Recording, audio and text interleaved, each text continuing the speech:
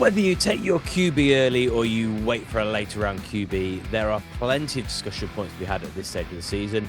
And with OTA starting, our QB camp battles have begun already. Let's start to have a look at some of those, though. And first up, we have the one that we've been talking about for a long time now post-draft, and that is Mendoza and Cousins in Las Vegas. Let's have a think first. The fact that when a team drafts a QB number one overall, there's not really any discussion about a battle. So the last 6 QBs take us way back to Kyler Murray, have all started week 1.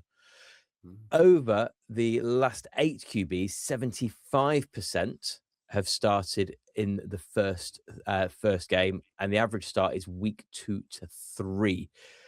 The latest first start in recent times, Jared Goff in week 11. So it would all seem to favour the fact that Mendoza is going to be in early. But how many of those situations has there also been a Pro Bowler, multi-time Pro Bowler in the shape of Kirk Cousins waiting there? Not many at all. Who are you going to be thinking is going to be starting week 1? I think I've pretty much decided what I think is going to happen this season after going round and round and round with this. But are we thinking Mendoza has a chance to start week 1, or is the job Cousins waiting there for him? I think Cousins starts week 1 unless something significant happens during camp. I think the thing with Mendoza is, yes, he was QB1 and he's very solid quarterback, but you put him up against previous QB1s, for example, Caleb Williams, I don't think he really matches up. He's not quite in that bracket, Mendoza. I think he'll go on to have a solid career. And we'll see what happens this year. I have faith in Cousins to, kind of play lights out and keep Mendoza at bay. Not really, but he does have the pedigree, and it's not that long since he was doing well in the NFL. So yeah, I buy into what seems to be predicted, that Cousins starts, and at some point Mendoza comes in potentially when Cousins is struggling. Yeah, I draft Mendoza over Cousins, but I don't start Mendoza over whoever else I might have on the bench. I think if I'm honest, I don't know enough about Mendoza to make a judgment, but I think it depends on mentality, because you've got to think Raiders, that first, second, third game could go south very quickly because of it being the Raiders, and you need, as a brand new, fresh out of college quarterback, you need mental stability up the backside to deal with what could be running straight at you. We know Kirk Cousins, it would be like water off a duck's back to him. I wouldn't, if I was the Raiders, I wouldn't start Mendoza just from a mentality point of view. And unless what you see in mini camp and the OTAs and whatnot shows you that he's got a gridiron mentality and nothing phases him, I'd be starting Cousins. But as a fantasy player, I wouldn't be drafting Cousins, because it's not the long-term solution. And it could be as early as week 4 or 5 that they go, right, Fernando, in you go. Ian Rappaport had reported that the expectation and best case scenario is that Cousins is starting week 1. And I think there's been a lot of talk with Brady in the building as well about the value of not rushing your rookie QB in straight away. It's not necessarily a situation where we have to worry about the money, and they're going to have to stick with Cousins because they're paying him a pittance, $1.3 million, because we know the Falcons are dealing with a lot of that wage over the course of this year. And I think what's been coming out of camp has been really positive so far, that Mendoza has been described as a sponge doing all that learning from Kirk Cousins. I think I'm going to call here that I've managed to be spot on with my predictions so far. Previous to the draft, the only comparison I could make, as with many people, was that Mendoza seemed like Kirk Cousins 2.0, and in the same building as him after that move comes off. Just after that had happened, I said when I was doing a show with Tom that they were like the NFL equivalent of the film Step Brothers. Who did they use when it came to the reveal? Step Brothers, the fixture announcement, yeah. So I'm sticking with my gut feeling on everything to do with Mendoza. I don't think he's going to be a fantasy relevant QB that we can rely on week in, week out.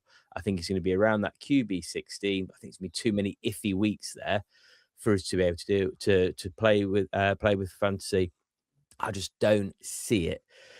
This year, ceiling, maybe QB 16. So I think it's worth a punt in Superflex, maybe.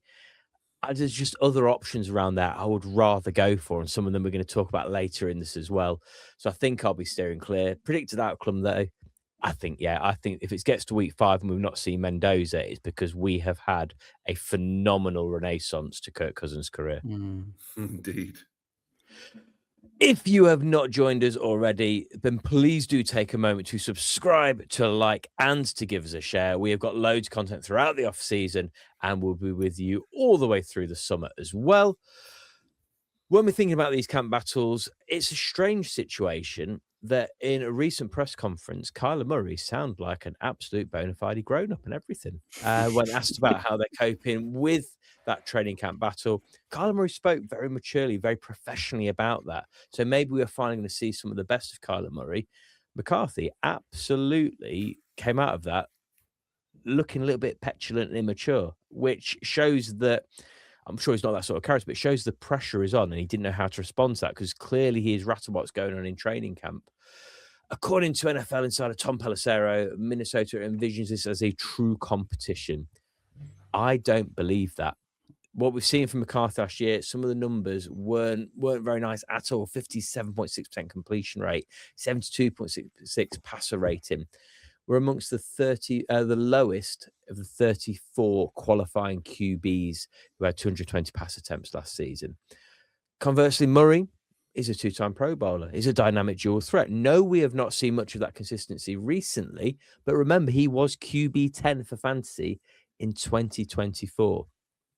I'll be honest, when I'm talking about players I'm happy to take around that QB 16 mark, whereas about Mendoza, I'm running it with a lot of Kyler Murray this year because I see he starts week 1. I see him keeping the job, and I see him having a winning record this year as well. And at the value he is going to a redraft ADP of QB 21, that I just can't say no to Kyler Murray at that value. But I've been here last year and the year before with Kyler Murray. So maybe I'm just a sucker for punishment. Are you too as high on me, or are you perhaps you feel I'm being unrealistic and just wishing on something we're not going to see? Yeah, we said exactly the same things about Kyler Murray last season, and he had an absolutely horrendous season. It doesn't get much worse than Murray last season, and you could start to pull apart everything that went wrong. But like you say, it's interesting his attitude. Maybe he's kind of grown up a little bit and realised that he needs to get his house in order. JJ McCarthy is entering his 3rd year as an NFL quarterback. Admittedly, the first one was destroyed by injury. I get that. But he's had 2 QB1 weeks for fantasy. That's it. That's all he's had. So as a fantasy prospect, I would not touch JJ McCarthy with a barge pole at the moment. As you say, if Murray wins the battle and plays to his potential, he could be an absolute steal. I'm not sure where Murray's going at the moment, ADP-wise, but I'd be willing to bet he could end up being a decent bargain if we get what we would hope from him. Yeah, following the show we did last week, I think Pestle and I are founding members of the Kyler Murray fan club. His ADP has definitely risen since we did that episode because it's mostly me drafting him, to be honest. This is Kyler Murray versus the 2026 Trey Lance. I think McCarthy is that interview he did was poor, to say the least. Considering Murray's usually the one sitting in a high chair, it was McCarthy that was the childish one out of the two. I thought Murray came across very, very well. I thought, what a lovely little chap. I say little, he's taller than me. I mean, he is taller than me, but when he stood next to those behemoths, he doesn't look so big. But no, what a lovely bloke he come across as. And maybe McCarthy was just caught on a bad day. But I think if that's the attitude he's bringing into training camp every day, he is not long for this NFL life. I think Murray can do it with his legs. He can do it with his arm. I think there is a lot more to Murray than there is to McCarthy. Yes, McCarthy possibly has a higher ceiling long term if he gets his head sorted. This 9 nonsense needs to fade away quickly. I don't see it. I think this is Murray's job to lose, to be honest. And I just don't see it happening. Barring an injury, I don't see it happening. I've got a lot of love for Kyler Murray anyway. Even when he was at the Cardinals, I think I said this last week, I blame the Cardinals more than I blame Murray. Cardinals fans might disagree, but I'm Murray all the way. Now, next up is a QB battle I'm far less interested in, but we'll talk about it anyway. And Ed, you know that I have a soft spot for completely pointless numerical coincidences. We've got another number 9 and number 1. How interesting. I find it interesting anyway. I'm going to declare early. The reason I mention that is because I'm not really interested in a great deal else happening here with this QB battle from a fantasy point of view. Penix recovered from torn ACL, suffered in November. Tua is earning the league minimum. There's nothing to say that Atlanta aren't just looking ahead to next year and where they might be in the draft next year, potentially. Falcons have a new head coach in Stefanski. 14 games of up and down Mike Penix tape to consider while he rehabs as well, getting back into the flow of things. If Penix is healthy enough to compete, it could be one of the more even battles of recent memory, potentially. But we're not talking even as in two real top quality QBs who are going to get it done in the NFL and for fantasy. Both, though, left-handed pocket passers. Both have shown flashes of excellence amid stretches of mediocrity. Both have concerning injury histories. I think the key thing here that may switch one of them up a gear is I think both are going to feel the pressure to make sure they get Atlanta into the playoffs for the first time since 2017 to ensure they have a job in 2027. And having a job next year could be quite a big motivator for either of them. I'll be honest, the reason I feel this has got so much fantasy relevant is because I hope more than expect that one of them really takes a hold of this and has a good season, purely for my Kyle Pitts and Drake London shares. Who do you see starting and who do you see finishing the season with that role? I think Tua starts the season. Clearly, I think Penix is still recovering from injury, and Tua's got the pedigree, I suppose. But who finishes the season? I don't know. It's difficult. I have absolutely zero faith in Tua. He's kind of burnt a lot of bridges with me. I'm sure he'll be gutted to hear that over the last couple of years. But I don't have much faith in him at all. But like you've said, the thing with Atlanta, they've got massive weapons. Bijan, Drake London, and Kyle Pitts. A lot of teams would kill for those sort of options. And one of these needs to fire for those to fire. So I hope one of them does kind of get their act together. Do I have faith in either of them? Not really. And I don't really know who will come out on top. Maybe Tua will prove me wrong. I think he does have more talent than Penix. But yeah, Penix has had an up and down start to his NFL career, to say the least. Tua's just texted me, actually. Tell Fancy Think Tank to stick their show there. I'm not reading the rest of that. Edge of upset him. That's all I'll say. People are rioting in Atlanta right now. I remember last year not drafting Penix at all. And then he had a monster week against us, fantasy-wise. I was like, I need to get shares, need to get him, tried to trade him, got him in. Next week, he scored 5 points. And I remembered he had a monster week against us. That explains it. And you play the Bucks, you're stat boosted. Yeah, same with you two. Neither of them really do it for me. Tua, I think it'd be interesting in a parallel universe where he'd be now if it wasn't for the concussions. And to this day, like, I still think of that injury where you see his hand twitching when he went down. You think, oh, the trauma on the brain that must have come from that. Had that not happened, I think he has got the talent to have really done something in the NFL, and maybe he still will, and maybe it'll be with Atlanta. I don't think it will, because I think he's too mentally scarred from what's happened before, and I don't think Penix is the be all and end all, despite what some Falcons fans might tell you.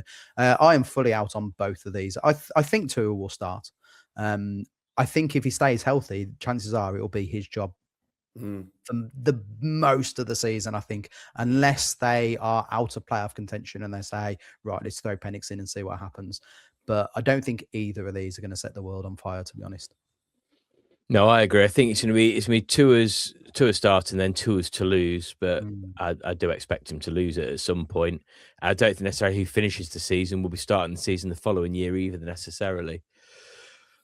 Final pairing to have a look at then. We have a player who has had his father massaging his ego for his whole career and another player who's not allowed to have a massage anymore.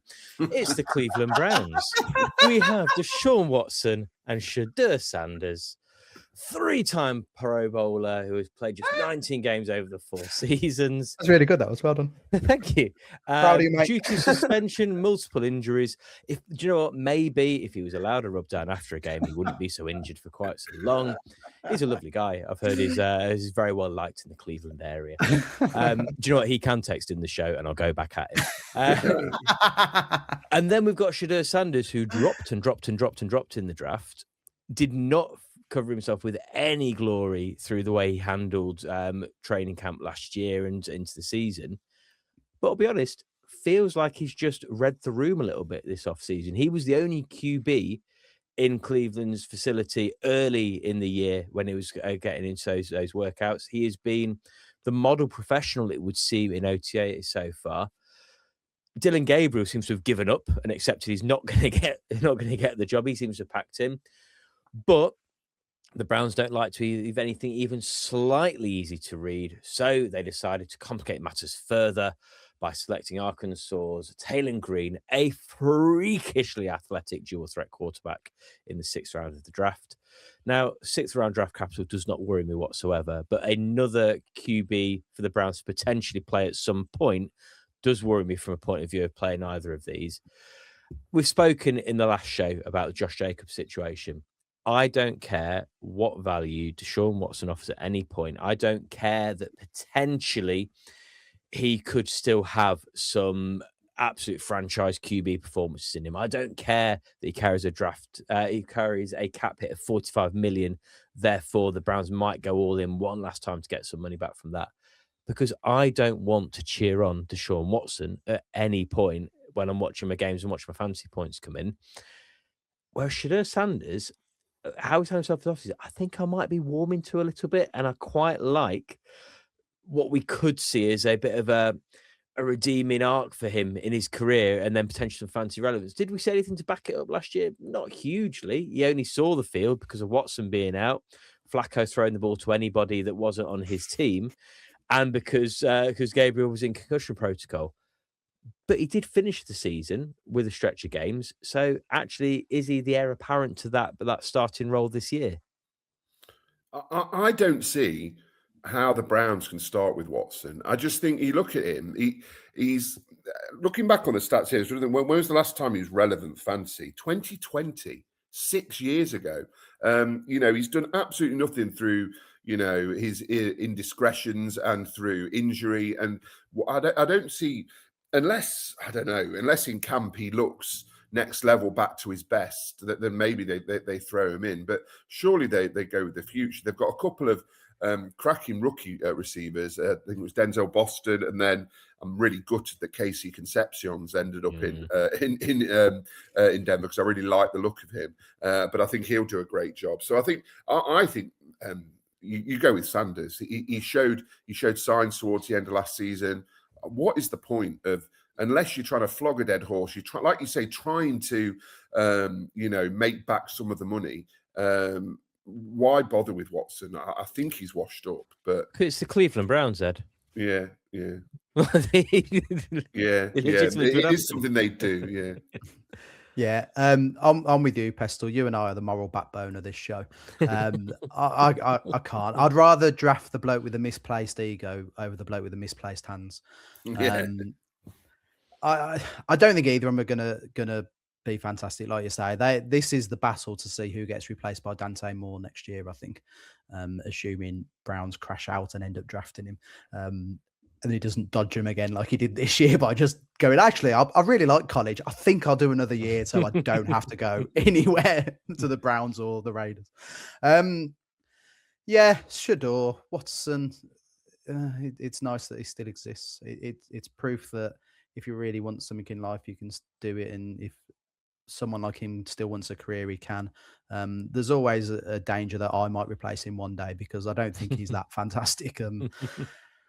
Yeah, I don't want any of them. Actually, I'll tell a lie. I don't want any of them. I've got loads of Shedeur Sanders because no one went near him in dynasty leagues. And last year I had him in anything because I just a hit and hope draft. But he's just sat on my bench or my taxi squad all year, to be honest. For where you pick them up, I'd go Sanders.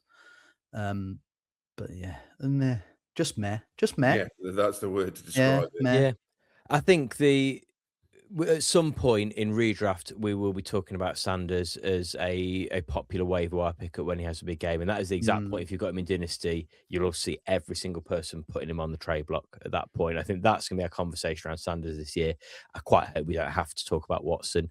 But, gentlemen, considering it's a QB situation I was that I have any interest in, and considering the show's background for disliking the Browns, I think we did manage to put some of our finest work out when it came to skirting around quite serious criminal allegations.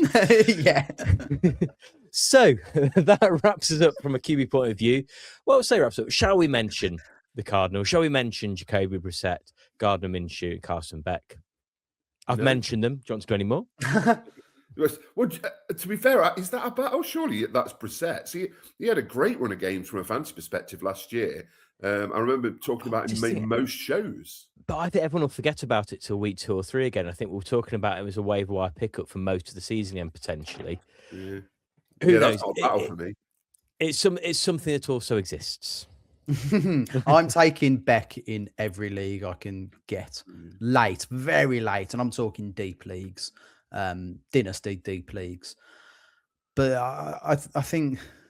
Yeah, there's an outside chance. And you know what? Beck or Sanders? Probably Beck, because there's a clearer path to him starting, I think. I think, like you say, the Browns have invested a lot in Watson, so there is a chance that they just stick with him.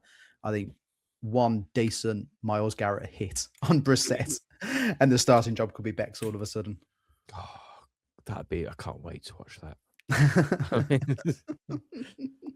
Anyway, that wraps us up for talk about our QB camp battles to help you navigate your drafts. I mean, I think my main advice is probably steer well clear of all of those QBs at current cost, with the exception of Kyler Murray. Yeah, I was going to say, don't slander Murray now. So I think I've managed to sum up 21 minutes in 4 seconds. You are all welcome. So that's all from me. It's all from Ed, and it's all from Mark. So all that remains to be said, as always, is bada bing, bada bye, and we'll see you next time.